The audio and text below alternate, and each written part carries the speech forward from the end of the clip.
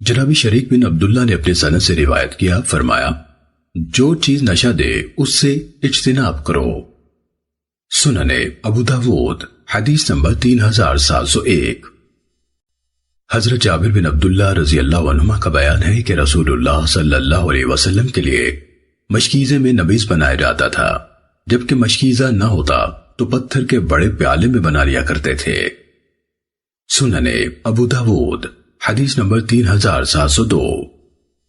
حضرت جابر بن عبداللہ رضی اللہ عنہما بیان کرتے ہیں کہ رسول اللہ صلی اللہ علیہ وسلم نے کشمش اور کھجور ملا کر نبیذ بنانے سے منع فرمایا ہے، اور ایسے ہی تازہ یعنی پختہ کھجور اور نیم پختہ یعنی گدری ہوئی کھجور کو ملا کر نبیذ بنانے سے روکا ہے۔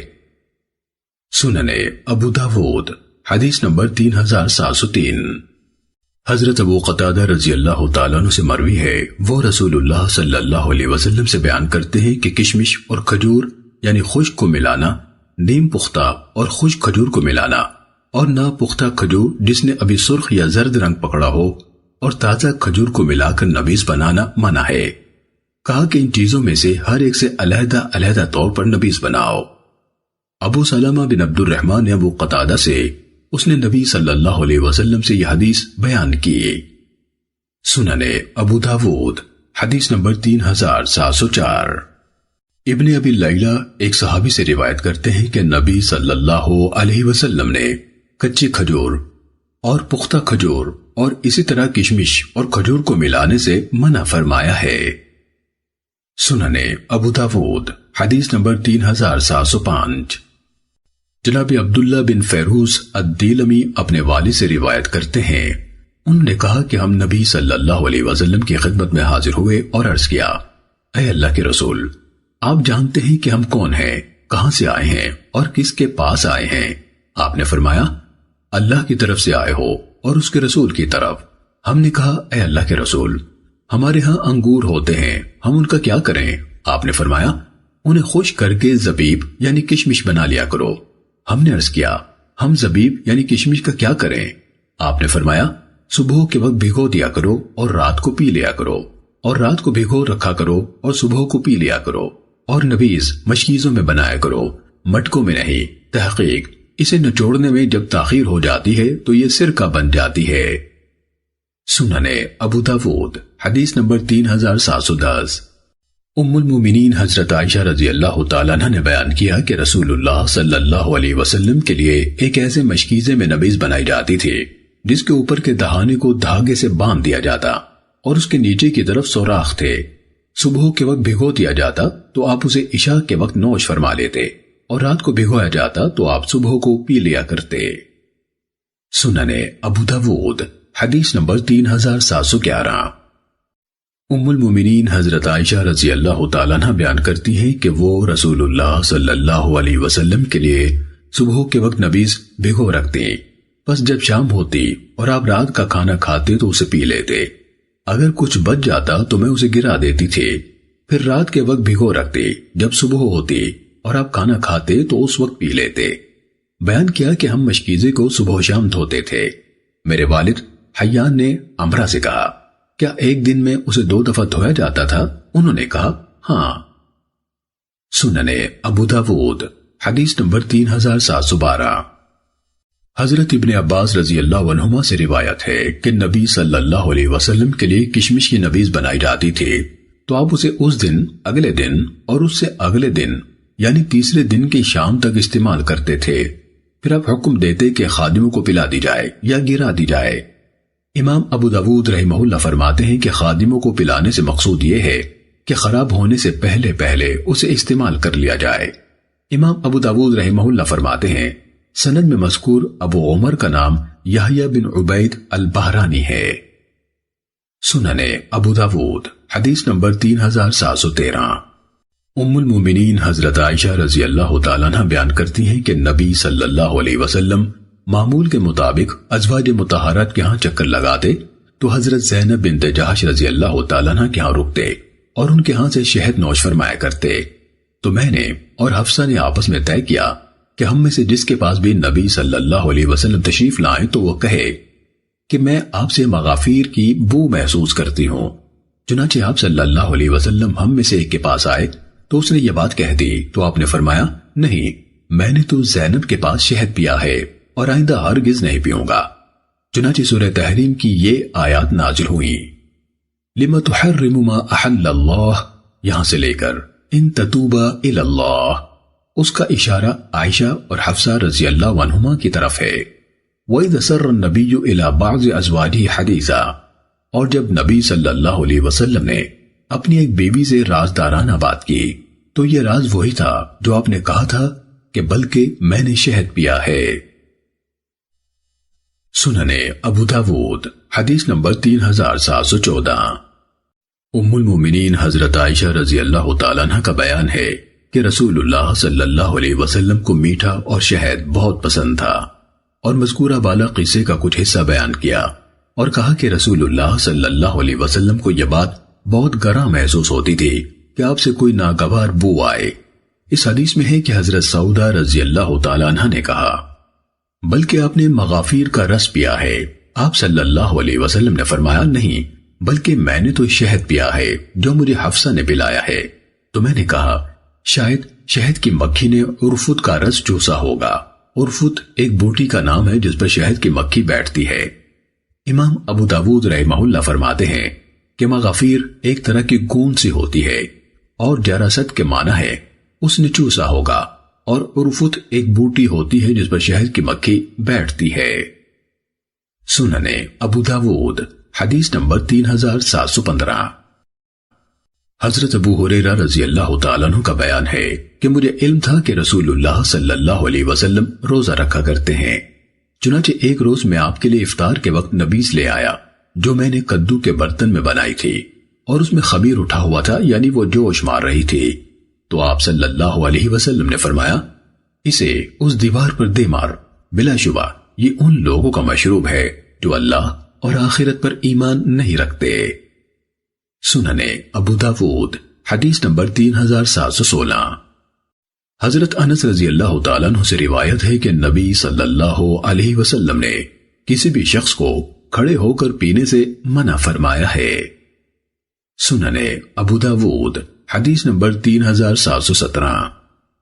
جناب نزال بن صبرہ سے روایت ہے کہ حضرت علی رضی اللہ تعالیٰ عنہ نے پانی منگوایا اور کھڑے ہو کر پیا، پھر کہا تحقیق کچھ لوگ اس کو مکروہ سمجھنے لگے ہیں، حالانکہ میں نے رسول اللہ صلی اللہ علیہ وسلم کو دیکھا ہے کہ اس طرح کر لیا کرتے تھے جیسے تم نے مجھے کرتے دیکھا ہے، یعنی کھڑے ہو کر پی لیا کرتے تھے۔ سننے ابو داود حدیث نمبر 3718۔ حضرت ابن عباس رضی اللہ عنہما سے مروی ہے کہ رسول اللہ صلی اللہ علیہ وسلم نے منع فرمایا ہے کہ مشکیزے کے منہ سے منہ لگا کر پیا جائے اور گندگی کھانے والے جانور پر سواری کی جائے اور ایسا جانور کھایا جائے جس کو باندھ کر نشانہ مارا گیا ہو۔ امام ابو داود رحمہ اللہ فرماتے ہیں جلالہ اس جانور کو کہتے ہیں جو پاخانہ کھاتا ہو، یعنی جس کی یہ عادت ہو۔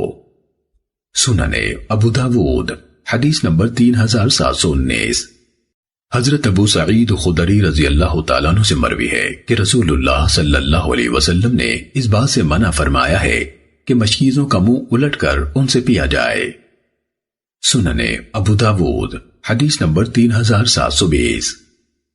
حضرت ابو سعید خدری رضی اللہ تعالیٰ عنہ سے روایت ہے کہ رسول اللہ صلی اللہ علیہ وسلم نے منع فرمایا ہے کہ پیالے کی ٹوٹی ہوئی جگہ سے پیا جائے یا مشروب میں پھونک ماری جائے۔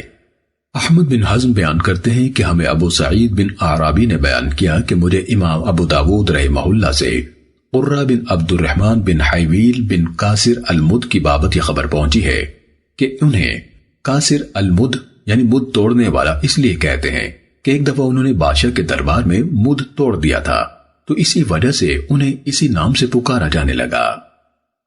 سننے ابو داود حدیث نمبر 3722۔ جناب ابن ابی لیلہ نے بیان کیا کہ حضرت حذیفہ رضی اللہ عنہ مدائن میں تھے، انہوں نے پانی طلب کیا تو ایک دہقان چاندی کے برتن میں پانی لے آیا، تو انہوں نے اسے پھینک مارا اور پھر کہا میں نے اسے بلا وجہ نہیں پھینکا، بلکہ میں اس کو اس سے پہلے منع کر چکا ہوں، مگر یہ باز نہیں آیا، اور تحقیق رسول اللہ صلی اللہ علیہ وسلم نے حریر و دیباج سے منع فرمایا ہے۔ حریر عام ریشم اور دیباج باریک ریشم کو کہتے ہیں، اور سونے چاندی کے برتنوں میں پینے سے روکا ہے اور فرمایا ہے یہ چیزیں ان کے لیے دنیا میں ہیں اور تمہارے لیے آخرت میں۔ سننے ابو داود حدیث نمبر 3723۔ حضرت جابر بن عبداللہ رضی اللہ تعالیٰ عنہما سے روایت ہے کہ نبی صلی اللہ علیہ وسلم اپنے ایک صحابی کے ساتھ ایک انصاری کے ہاں تشریف لے گئے، جبکہ وہ اپنے باغ میں پانی لگا رہا تھا، تو رسول اللہ صلی اللہ علیہ وسلم نے فرمایا اگر تمہارے پاس ایسا پانی ہے جو رات بھر مشکیزے میں ہو تو لے آؤ، ورنہ ہم کنویں کے حوض میں جمع شدہ پانی ہی سے پی لیتے ہیں۔ اس نے کہا میرے پاس مشکیزے میں رات کا پانی موجود ہے۔ سننے ابو داود حدیث نمبر 3724۔ حضرت عبداللہ بن ابی اوفا رضی اللہ عنہ سے روایت ہے کہ نبی صلی اللہ علیہ وسلم نے فرمایا قوم کو پلانے والا سب سے آخر میں پیے۔ سننے ابو داود حدیث نمبر 3725۔ حضرت انس بن مالک رضی اللہ تعالیٰ عنہ کا بیان ہے کہ نبی صلی اللہ علیہ وسلم کو دودھ پیش کیا گیا جس میں پانی ملایا گیا تھا، اور آپ کی دائیں جانب ایک دیہاتی تھا اور بائیں جانب ابو بکر رضی اللہ تعالیٰ عنہ تھے۔ آپ صلی اللہ علیہ وسلم نے دودھ پیا، پھر اس دیہاتی کو دے دیا اور فرمایا دہنے والا پھر دہنے والا۔ سننے ابو داود حدیث نمبر 3726۔ حضرت انس بن مالک رضی اللہ عنہ سے روایت ہے کہ نبی صلی اللہ علیہ وسلم جب پیتے تو 3 سانس لیتے اور فرماتے یہ انداز پیاس خوب بجھاتا ہے، ہضم کو قوت دیتا ہے اور تندرستی کا باعث ہے۔ سننے ابو داود حدیث نمبر 3727۔ حضرت عبداللہ بن عباس رضی اللہ عنہما سے مروی ہے کہ رسول اللہ صلی اللہ علیہ وسلم نے برتن میں سانس لینے یا اس میں پھونک مارنے سے منع فرمایا ہے۔ سننے ابو داود حدیث نمبر 3728۔ حضرت عبداللہ بن بسر رضی اللہ تعالیٰ عنہما جو قبیلہ بنی سلیم سے ہیں کا بیان ہے کہ رسول اللہ صلی اللہ علیہ وسلم میرے والد کے ہاں تشریف لائے اور کچھ دیر ٹھہرے۔ میرے والد نے آپ کو کھانا پیش کیا، انہوں نے ذکر کیا کہ وہ کھانا حیز یعنی ایک خاص قسم کا کھانا جو کھجور، پنیر، گھی اور آٹے وغیرہ کا مرکب ہوتا ہے تھا جو لایا گیا۔ پھر وہ مشروب لائے جو آپ نے نوش فرمایا، پھر اپنے دائیں طرف والے کو دے دیا اور آپ نے کھجوریں کھائیں اور گٹھلیاں اپنی انگشت شہادت اور ساتھ والی انگلی کی پشت پر رکھتے گئے۔ پھر جب آپ وہاں سے اٹھے تو میرے والد نے اٹھ کر آپ کی سواری کی لگام تھام لی اور عرض کیا کہ میرے لیے اللہ سے دعا فرمائے، تو آپ نے فرمایا اللہم بارک لہم فیما رزقتہم واغفر لہم وارحمہم، اے اللہ جو تو نے انہیں عنایت فرمایا ہے اس میں انہیں برکت دے، ان کی مغفرت فرما اور ان پر رحمت نازل کر۔ سننے ابو داود حدیث نمبر 3729۔ حضرت جابر رضی اللہ تعالیٰ عنہ بیان کرتے ہیں کہ نبی صلی اللہ علیہ وسلم نے فرمایا اپنا دروازہ بند کر اور اللہ کا نام لے، بلا شبہ شیطان بند دروازہ نہیں کھول سکتا۔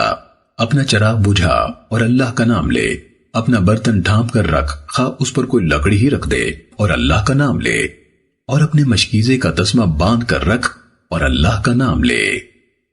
سننے ابو داود حدیث نمبر 3731۔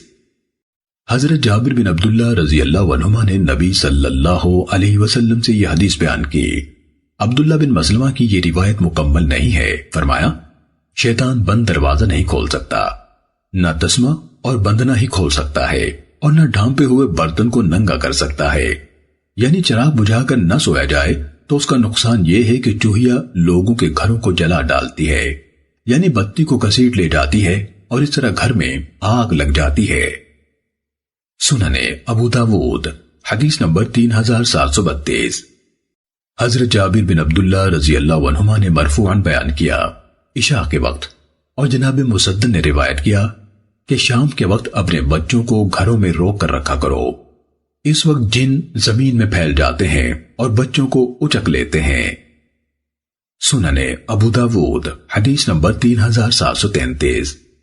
حضرت جابر رضی اللہ تعالیٰ عنہ نے بیان کیا کہ ایک بار ہم نبی صلی اللہ علیہ وسلم کے ساتھ تھے کہ آپ نے پانی طلب فرمایا۔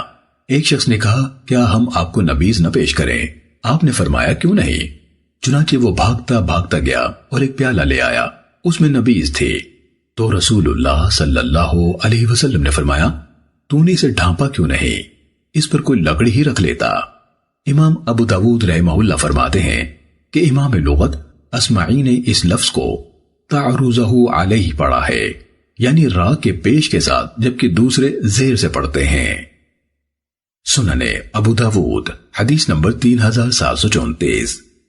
حضرت عائشہ رضی اللہ تعالیٰ عنہ بیان کرتی ہیں کہ نبی صلی اللہ علیہ وسلم کے لیے میٹھا پانی سقیہ کے گھروں سے لایا جاتا تھا۔ قتیبہ نے کہا سقیہ ایک چشمے کا نام تھا جو مدینے سے 2 دن کی مسافت پر تھا۔ سنن ابو داود حدیث نمبر 3735۔ حضرت عبداللہ بن عمر رضی اللہ عنہما سے روایت ہے، نبی صلی اللہ علیہ وسلم نے فرمایا جب تم میں سے کسی کو ولیمے کی دعوت دی جائے تو چاہیے کہ وہ اس میں حاضر ہو۔ سنن ابو داود حدیث نمبر 3736۔ حضرت ابن عمر رضی اللہ عنہما نے بیان کیا کہ رسول اللہ صلی اللہ علیہ وسلم نے فرمایا اور مذکورہ والا حدیث کے ہم معنی ذکر کیا اور مزید کہا اگر روزہ نہ رکھا ہو تو کھانے میں شریک ہو جائے، اور اگر روزے سے ہو تو صاحب طعام کے لیے دعا کرے۔ سنن ابو داود حدیث نمبر 3737۔ حضرت ابن عمر رضی اللہ تعالیٰ عنہ نے کہا رسول اللہ صلی اللہ علیہ وسلم نے فرمایا جب تمہیں تمہارا بھائی دعوت دے تو قبول کرنی چاہیے، شادی کا ولیمہ ہو یا اس کی مانند کوئی اور۔ سنن ابو داود حدیث نمبر 3738۔ ابن المصفى نے کہا ہمیں بقیہ نے بیان کیا، اس نے کہا ہمیں زبیدی نے نافع سے بسند ایوب اسی کے ہم معنی روایت کیا۔ سنن ابو داود حدیث نمبر 3739۔ حضرت جابر رضی اللہ عنہ بیان کرتے ہیں رسول اللہ صلی اللہ علیہ وسلم نے فرمایا جسے دعوت دی گئی ہو اسے چاہیے کہ قبول کر لے، پھر اگر چاہے تو کھانا کھا لے اور اگر چاہے تو نہ کھائے۔ سنن ابو داود حدیث نمبر 3740۔ حضرت ابو ہریرہ رضی اللہ تعالیٰ عنہ کہا کرتے تھے کہ سب سے برا ولیمہ وہ ہے جس میں اغنیاء اور امیروں کو بلایا جائے اور مساکین اور فقیروں کو چھوڑ دیا جائے، اور جو دعوت میں نہیں آیا اس نے اللہ اور اس کے رسول کی نافرمانی کی۔ سنن ابو داود حدیث نمبر 3742۔ حضرت انس بن مالک رضی اللہ تعالیٰ عنہ کی مجلس میں ام المومنین حضرت زینب بنت جحش رضی اللہ تعالیٰ عنہ کے نکاح کا ذکر آ گیا تو انہوں نے کہا میں نے نہیں دیکھا کہ رسول اللہ صلی اللہ علیہ وسلم نے اپنی کسی بیوی کے ولیمے میں اس قدر اہتمام کیا ہو جتنا ان کے ولیمے کے موقع پر کیا تھا۔ آپ صلی اللہ علیہ وسلم نے ایک بکری سے ولیمہ کیا۔ سنن ابو داود حدیث نمبر 3743۔ حضرت انس بن مالک رضی اللہ تعالیٰ عنہ سے مروی ہے کہ نبی صلی اللہ علیہ وسلم نے ام المومنین حضرت صفیہ رضی اللہ تعالیٰ عنہ کے نکاح میں ستو اور کھجور سے ولیمہ کیا تھا۔ سنن ابو داود حدیث نمبر 3744۔ حضرت جابر رضی اللہ تعالیٰ عنہ سے روایت ہے کہ رسول اللہ صلی اللہ علیہ وسلم جب مدینے تشریف لائے تو آپ نے ایک اونٹ یا گائے ذبح کی تھی۔ سنن ابو داود حدیث نمبر 3747۔ حضرت ابو شریح کعبی رضی اللہ تعالیٰ عنہ سے روایت ہے رسول اللہ صلی اللہ علیہ وسلم نے فرمایا جس شخص کا اللہ اور آخرت کے دن پر ایمان ہے اسے چاہیے کہ اپنے مہمان کی عزت کرے۔ خوب خدمت اور مدارات 1 دن رات ہے، مہمانی 3 دن ہوتی ہے، اس کے بعد صدقہ ہے۔ مہمان کے لیے حلال نہیں کہ اپنے میزبان کے پاس ڈیرا ڈال لے کہ اس کے لیے مشقت اور بوجھ بن جائے۔ امام ابو داود رحمہ اللہ نے کہا کہ بسند حارث بن مسکین اشہب سے مروی ہے کہ امام مالک رحمہ اللہ سے نبی صلی اللہ علیہ وسلم کے فرمان جائزتہ یوم واللیلہ کا مفہوم پوچھا گیا تو انہوں نے کہا کہ 1 دن رات اس کی خوب عزت افزائی کرے، اسے تحفہ دے اور اس کا خوب خیال کرے، اور 3 دن تک مہمانی ہے۔ سنن ابو داود حدیث نمبر 3748۔ حضرت ابو ہریرہ رضی اللہ تعالیٰ عنہ سے روایت ہے کہ نبی صلی اللہ علیہ وسلم نے فرمایا میزبانی 3 دن ہے، جو اس کے علاوہ ہو وہ صدقہ ہے۔ سنن ابو داود حدیث نمبر 3749۔ حضرت ابو کریمہ یعنی مقدام بن معد کریب رضی اللہ تعالیٰ عنہ سے روایت ہے، رسول اللہ صلی اللہ علیہ وسلم نے فرمایا، ایک رات کی ضیافت ہر مسلمان پر حق لازم یعنی واجب ہے۔ جو شخص کسی کے ذہن میں اترے تو ضیافت اس پر قرض ہے، مہمان چاہے تو وصول کر لے اور اگر چاہے تو چھوڑ دے۔ سننے ابو داود حدیث نمبر 3750۔ حضرت مقدام بن معد یکرب ابو کریمہ رضی اللہ تعالیٰ عنہ سے روایت ہے، رسول اللہ صلی اللہ علیہ وسلم نے فرمایا، جو شخص کسی قوم کا مہمان ہو اور ضیافت سے محروم رہے تو اس کی نصرت کرنا ہر مسلمان پر واجب ہے، حتیٰ کہ وہ ان سے اپنی ایک رات کی ضیافت حاصل کر لے، اس کی کھیتی سے اور مال سے۔ سننے ابو داود حدیث نمبر 3751۔ حضرت عقبہ بن عامر رضی اللہ تعالیٰ عنہ سے روایت ہے، وہ کہتے ہیں کہ ہم نے عرض کیا، اے اللہ کے رسول، آپ ہمیں روانہ فرماتے ہیں، ہم کسی قوم کے ہاں پڑاؤ کرتے ہیں اور وہ ہماری مہمانی نہیں کرتے، تو آپ کی کیا رائے ہے؟ رسول اللہ صلی اللہ علیہ وسلم نے ہمیں فرمایا، اگر تم کسی قوم کے ہاں پڑاؤ کرو تو اگر وہ تمہارے لیے اس چیز کا کہیں جو مہمان کے لائق ہے تو اسے قبول کر لو، اگر وہ ایسا نہ کریں تو ان سے اپنا حق کے ضیافت وصول کرو جو لائق اور مناسب ہو۔ امام ابو داود رحمہ اللہ فرماتے ہیں، اس میں دلیل ہے کہ انسان اپنا حق وصول کر سکتا ہے۔ سننے ابو داود حدیث نمبر 3752۔ حضرت ابن عباس رضی اللہ عنہما سے مروی ہے، انہوں نے سورہ النساء کی آیت نمبر 29 کی تفسیر میں فرمایا، لا تأکلوا اموالکم بینکم، تم آپس میں ایک دوسرے کا مال باطل طریقے سے مت کھاؤ سوائے اس کے کہ آپس کی رضامندی سے تجارت ہو۔ اس آیت کے اترنے پر لوگ ایک دوسرے کے ہاں کھانا کھانے میں حرج سمجھتے تھے، پھر سورہ نور کی آیت نمبر 61 نے اس کو منسوخ کر دیا، فرمایا لیس علیکم جناح ان تأکلوا من بیوتکم، یہاں سے لے کر اشتاتا تک، تم پر کوئی حرج نہیں کہ اپنے گھروں سے کھاؤ یا اپنے باپ دادا کے گھروں سے یا اپنی ماؤں کے گھروں سے یا اپنے بھائیوں کے گھروں سے یا اپنی بہنوں کے گھروں سے یا اپنے چچاؤں کے گھروں سے یا اپنی پھوپھیوں کے گھروں سے یا اپنے ماموں کے گھروں سے یا اپنی خالاؤں کے گھروں سے یا ان گھروں سے جن کی کنجیوں کے تم مالک ہو یا اپنے دوستوں کے گھروں سے، اس میں بھی کوئی حرج نہیں کہ تم سب ساتھ مل کر کھاؤ یا الگ الگ۔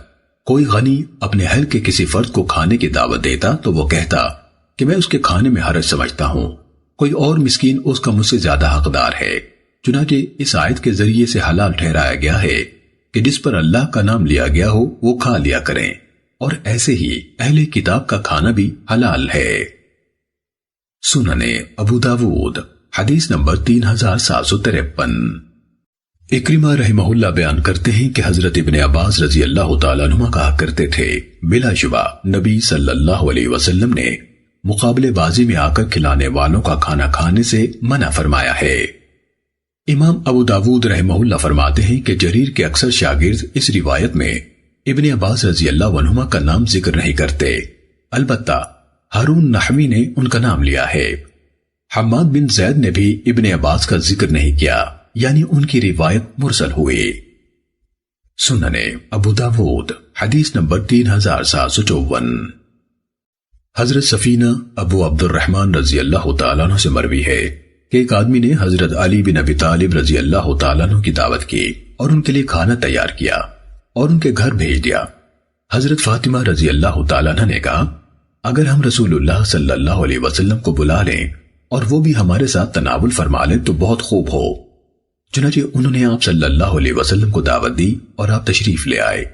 آپ نے اپنا ہاتھ دروازے کی چوکھٹ پر رکھا اور ایک منقش پردہ دیکھا جو گھر کی ایک جانب میں لگایا گیا تھا، تو آپ علیہ الصلوۃ والسلام واپس ہو لیے۔ سیدہ فاطمہ رضی اللہ تعالیٰ عنہ نے حضرت علی رضی اللہ تعالیٰ عنہ سے عرض کیا، نبی صلی اللہ علیہ وسلم سے ملیں اور معلوم کریں کہ کس چیز نے آپ کو واپس لوٹایا ہے۔ حضرت علی رضی اللہ تعالیٰ عنہ کہتے ہیں کہ میں آپ صلی اللہ علیہ وسلم کے پیچھے گیا اور عرض کیا، اے اللہ کے رسول، آپ کس وجہ سے واپس آ گئے ہیں؟ آپ نے فرمایا، مجھے لائق نہیں، یا کہا کہ نبی کو لائق نہیں کہ نقش و نگار والے گھر میں داخل ہو۔ سننے ابو داود حدیث نمبر 3755۔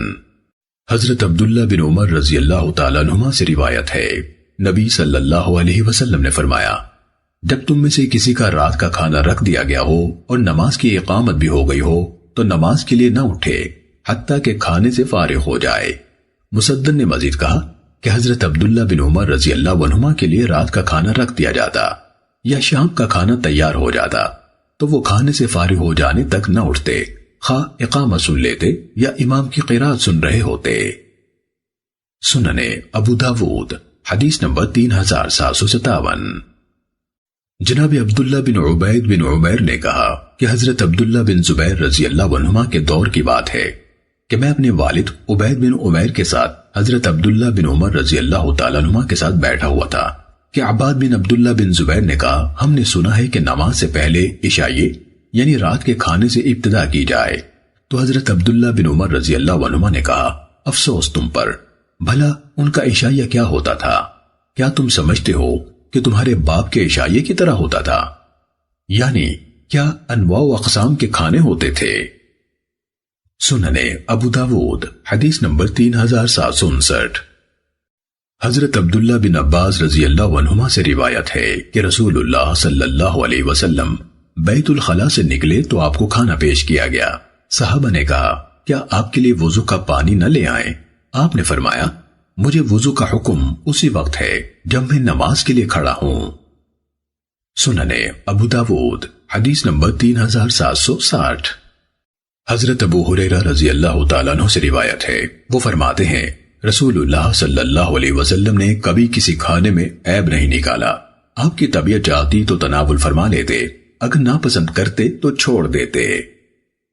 سننے ابو داود حدیث نمبر 3763۔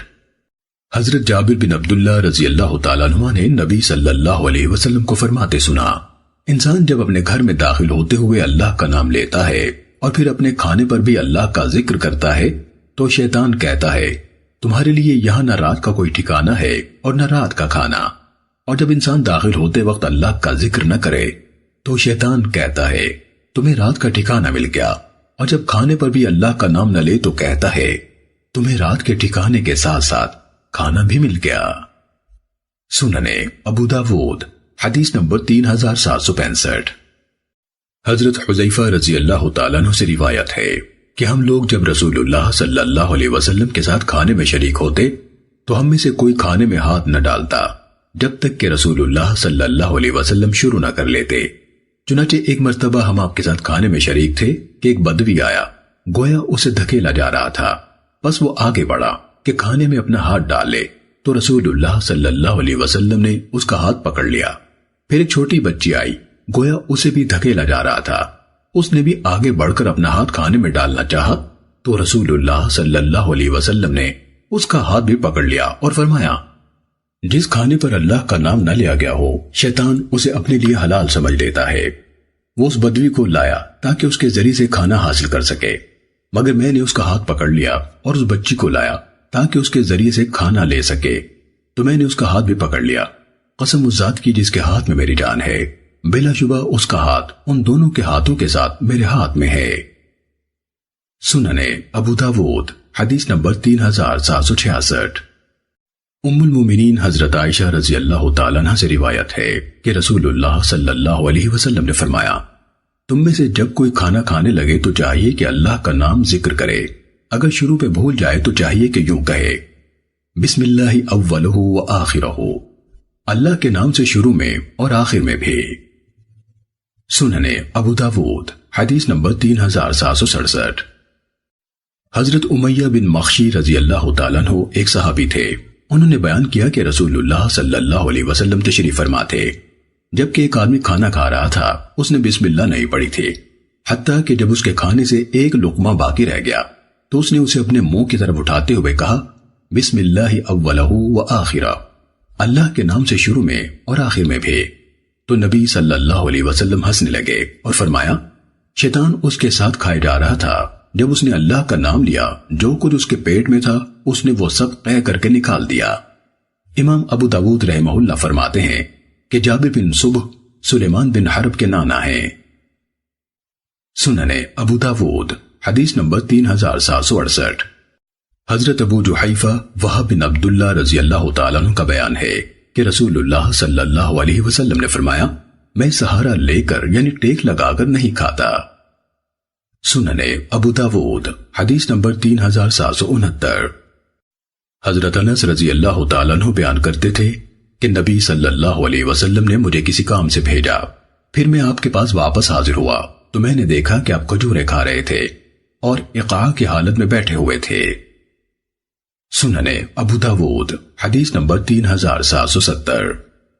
جناب شعیب بن عبداللہ بن عمرو اپنے والد سے روایت کرتے ہیں کہ رسول اللہ صلی اللہ علیہ وسلم کو کبھی نہیں دیکھا گیا کہ آپ نے تکیہ لگا کر کھانا کھایا ہو یا دو آدمیوں نے بھی آپ کی ایڑیاں روندی ہوں۔ ایسے نہیں ہوا کہ آپ تکبرانہ انداز سے آگے آگے چلیں اور لوگ آپ کے پیچھے ہوں۔ سننے ابو داود حدیث نمبر 3771۔ حضرت ابن عباس رضی اللہ تعالیٰ عنہما نبی صلی اللہ علیہ وسلم سے روایت کرتے ہیں، آپ نے فرمایا جب کوئی کھانا کھانے لگے تو پیالے کے اوپر درمیان سے نہ کھائے بلکہ نیچے ایک جانب سے کھائے، بلا شبہ برکت اس کے اوپر کی طرف سے اترتی ہے۔ سننے ابو داود حدیث نمبر 3772۔ حضرت عبداللہ بن بصر رضی اللہ تعالیٰ عنہ نے بیان کیا کہ نبی صلی اللہ علیہ وسلم کا ایک بہت بڑا تش تھا جسے غرہ کہا جاتا تھا، اسے 4 آدمی اٹھاتے تھے۔ جب چاش کا وقت ہوا اور انہوں نے ضحیٰ کی نماز پڑھ لی تو اس تشت کو لایا گیا جبکہ اس میں سرید بنایا گیا تھا، یعنی شوربے میں روٹی بھگوئی گئی تھی۔ سب لوگ اس کے گرد جمع ہو گئے۔ جب لوگوں کی کثرت ہو گئی تو رسول اللہ صلی اللہ علیہ وسلم نے گھٹنے ٹیک لیے۔ ایک بدوی نے کہا بیٹھنے کا یہ کیسا انداز ہے؟ نبی صلی اللہ علیہ وسلم نے فرمایا اللہ نے مجھے نیک خو بندہ بنایا ہے نہ کہ متکبر سرکش۔ پھر رسول اللہ صلی اللہ علیہ وسلم نے فرمایا اس کی اطراف سے کھاؤ اور چوٹی کو چھوڑ دو، اس میں برکت ہوگی۔ سننے ابو داود حدیث نمبر 3773۔ حضرت عبداللہ بن عمر رضی اللہ تعالیٰ عنہما سے روایت ہے، نبی صلی اللہ علیہ وسلم نے فرمایا جب تم میں سے کوئی کھائے تو اپنے دائیں ہاتھ سے کھائے اور جب پیے تو اپنے دائیں ہاتھ سے پیے، بلا شبہ شیطان اپنے بائیں ہاتھ سے کھاتا اور اپنے بائیں سے پیتا ہے۔ سننے ابو داود حدیث نمبر 3776۔ حضرت عمر بن ابی سلمہ رضی اللہ تعالیٰ عنہ روایت کرتے ہیں، نبی صلی اللہ علیہ وسلم نے فرمایا میرے قریب ہو جاؤ، اللہ کا نام لو یعنی بسم اللہ پڑھو، دائیں ہاتھ سے کھاؤ اور اپنے سامنے سے کھاؤ۔ سننے ابو داود حدیث نمبر 3777۔ حضرت انس بن مالک رضی اللہ تعالیٰ عنہ کا بیان ہے کہ ایک درزی نے رسول اللہ صلی اللہ علیہ وسلم کو کھانے پر بلایا جو اس نے تیار کیا تھا۔ حضرت انس رضی اللہ عنہ نے کہا میں بھی رسول اللہ صلی اللہ علیہ وسلم کے ساتھ اس کھانے میں گیا تھا، بس اس نے رسول اللہ صلی اللہ علیہ وسلم کو جو کی روٹی اور شوربہ پیش کیا جس میں کدو اور خشک گوشت تھا۔ حضرت انس رضی اللہ تعالیٰ عنہ نے کہا میں نے دیکھا کہ رسول اللہ صلی اللہ علیہ وسلم پیالے کے اطراف سے کدو کے ٹکڑے تلاش کر رہے تھے، چنانچہ اس دن کے بعد میں کدو کو بہت پسند کرنے لگا ہوں۔ سننے ابو داود حدیث نمبر 3782۔ جناب قبیصہ بن حلب تائی اپنے والد سے روایت کرتے ہیں، وہ کہتے ہیں کہ میں نے رسول اللہ صلی اللہ علیہ وسلم سے سنا جبکہ ایک آدمی نے آپ سے سوال کیا تھا کہ کچھ کھانے ایسے ہیں جن کے کھانے میں میں حرج سمجھتا ہوں۔ آپ صلی اللہ علیہ وسلم نے فرمایا کوئی چیز تیرے سینے میں شک و شبہ نہ ڈالے، اس سے تو نصرانیوں یعنی راہبوں کے مشابہ ہو جائے گا۔ سننے ابو داود حدیث نمبر 3784۔ حضرت ابن عمر رضی اللہ تعالیٰ عنہ سے روایت ہے کہ رسول اللہ صلی اللہ علیہ وسلم نے نجاست خور جانور کھانے اور اس کا دودھ پینے سے منع فرمایا ہے۔ سننے ابو داود حدیث نمبر 3785۔ حضرت ابن عباس رضی اللہ عنہما سے منقول ہے کہ نبی صلی اللہ علیہ وسلم نے نجاست خور جانور کے دودھ سے منع فرمایا ہے۔ سننے ابو داود حدیث نمبر 3786۔ حضرت ابن عمر رضی اللہ تعالیٰ عنہ سے روایت ہے کہ رسول اللہ صلی اللہ علیہ وسلم نے نجاست خور اونٹ پر سواری کرنے اور اس کا دودھ پینے سے منع فرمایا ہے۔ سننے ابو داود حدیث نمبر 3787۔ حضرت جابر بن عبداللہ رضی اللہ عنہما کا بیان ہے کہ رسول اللہ صلی اللہ علیہ وسلم نے ہمیں خیبر والے دن گدھوں کے گوشت سے منع فرمایا اور گھوڑوں کے گوشت کی اجازت دی تھی۔ سننے ابو داود حدیث نمبر 3788۔ حضرت جابر بن عبداللہ رضی اللہ عنہما نے بیان کیا کہ ہم نے خیبر کے روز گھوڑے، خچر اور گدھے ذبح کیے تو رسول اللہ صلی اللہ علیہ وسلم نے ہمیں خچروں اور گدھوں سے منع فرما دیا لیکن گھوڑوں سے منع نہیں فرمایا۔ سننے ابو داود حدیث نمبر 3789۔ حضرت انس بن مالک رضی اللہ تعالیٰ عنہ بیان کرتے ہیں کہ میں ایک نوخیس مضبوط لڑکا تھا، میں نے ایک خرگوش شکار کیا، پھر میں نے اسے بھون لیا تو حضرت ابو طلحہ رضی اللہ تعالیٰ عنہ نے مجھے اس کا پچھلا دھڑ دے کر نبی صلی اللہ علیہ وسلم کی خدمت میں بھیجا۔ میں اسے آپ کے پاس لے آیا تو آپ نے اسے قبول فرما لیا۔ سننے ابو داود حدیث نمبر 3791۔ حضرت عبداللہ بن عباس رضی اللہ عنہما سے روایت ہے کہ ان کی خالہ نے رسول اللہ صلی اللہ علیہ وسلم کی خدمت میں گھی، سانڈے اور پنیر کا ہدیہ بھیجا۔ آپ نے گھی اور پنیر کھا لیا مگر سانڈے کو ناپسند کرتے ہوئے چھوڑ دیا، تاہم اسے آپ کے دسترخوان پر کھایا گیا۔ اگر حرام ہوتا تو رسول اللہ صلی اللہ علیہ وسلم کے دسترخوان پر ہرگز نہ کھایا جاتا۔ سننے ابو داود حدیث نمبر 3793۔ حضرت عبداللہ بن عباس رضی اللہ عنہما حضرت خالد بن ولید رضی اللہ عنہ سے روایت کرتے ہیں کہ وہ یعنی خالد رضی اللہ تعالیٰ عنہ رسول اللہ صلی اللہ علیہ وسلم کے ساتھ ام المومنین سیدہ میمونہ رضی اللہ تعالیٰ عنہ کے گھر گئے۔ انہیں بھونا ہوا سانڈا پیش کیا گیا۔ آپ نے اپنا ہاتھ بڑھایا تو بعض خواتین نے جو سیدہ میمونہ رضی اللہ تعالیٰ عنہ کے گھر میں تھیں کہا، نبی صلی اللہ علیہ وسلم جو کھانے لگے ہیں انہیں اس کے متعلق بتا دو۔ پس صحابہ نے کہا یہ سانڈا ہے تو رسول اللہ صلی اللہ علیہ وسلم نے اپنا ہاتھ اٹھا لیا۔ حضرت خالد رضی اللہ تعالیٰ عنہ کہتے ہیں میں نے عرض کیا اے اللہ کے رسول کیا یہ حرام ہے؟ آپ نے فرمایا نہیں، لیکن یہ میرے وطن میں نہیں پائے جاتے اس لیے میں اسے ناپسند کرتا ہوں۔ خالد نے کہا پھر میں نے اسے اپنی طرف کھینچ لیا اور کھا لیا جبکہ رسول اللہ صلی اللہ علیہ وسلم دیکھ رہے تھے۔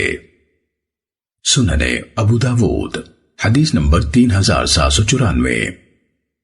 حضرت ثابت بن ودیع رضی اللہ تعالیٰ عنہ سے روایت ہے کہ ہم ایک لشکر میں رسول اللہ صلی اللہ علیہ وسلم کے ساتھ تھے، ہمیں سانڈے ملے، میں ان میں سے ایک بھون کر رسول اللہ صلی اللہ علیہ وسلم کی خدمت میں لے آیا اور آپ کے سامنے رکھا۔ آپ نے ایک تنکا لیا اور اس سے اس کی انگلیاں شمار کی، پھر فرمایا بنو اسرائیل کے قوم کو زمین کے جانوروں کی شکل میں مسخ کر دیا گیا تھا، مجھے نہیں معلوم وہ کون سے جانور تھے۔ کہا کہ پھر آپ نے نہ اسے کھایا اور نہ منع کیا۔ سننے ابو داود حدیث نمبر 3795۔ حضرت ابن عباس رضی اللہ عنہما سے مروی ہے کہ اسلام سے پہلے لوگ کئی چیزوں کو کھاتے اور کئی کو ناپسند کرتے ہوئے چھوڑ دیتے تھے، تو اللہ تعالیٰ نے اپنا نبی مبعوث فرمایا، اپنی کتاب نازل کی، حلال کو حلال اور حرام کو حرام ٹھہرایا، تو جس کو اس نے حلال کیا وہ حلال ہے اور جس کو اس نے حرام کیا وہ حرام ہے، اور جس کے بارے میں خاموشی اختیار کی وہ معاف ہے۔